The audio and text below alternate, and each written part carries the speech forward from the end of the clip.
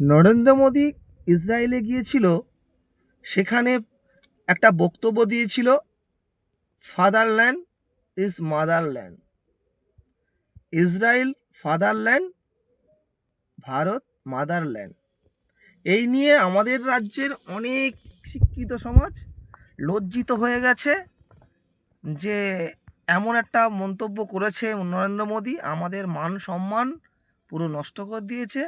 এবং ভারতবর্ষের মুসলিম সম্প্রদায় কিছু ইউটিউবার তারা আমাদের নিয়ে রহস্য করছে, ও এতদিন পরে বুঝলাম তাহলে তোমরা মা আর ইসরায়েল তাহলে তোদের বাপ।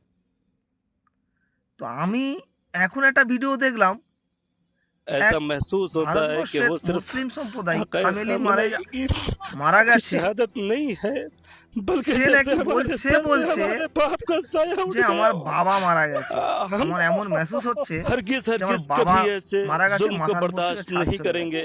हम लोग टूट মারা गए, ভাবা যায়? कुछ नहीं कर লেওড়া, पाएंगे। তোদেরও বাবা बस আছে, अल्लाह उनको আমাদের নয় বাবা আছে। हर আমি पल আমরা हर সবাই मोड़ বলছে पर ইন্ডিয়ানের নাকি একটা বাবা मौला আছে, की उनको ज़ियारत होती रहे। তোদেরও और বাবা আছে। नहीं साहब, ये सिर्फ शिया और सुन्नी শোনো और ভিডিওটা দেখো। बल्कि पूरे इंसानियत के एक लीडर थे, और जहाँ भी हक जहाँ भी था वो वहाँ खड़े थे, और उनके साथ जो भी हुआ ये बहुत गलत हुआ हमारी कौम के लिए और हमारे इंसानियत के लिए बहुत बड़ा झटका है।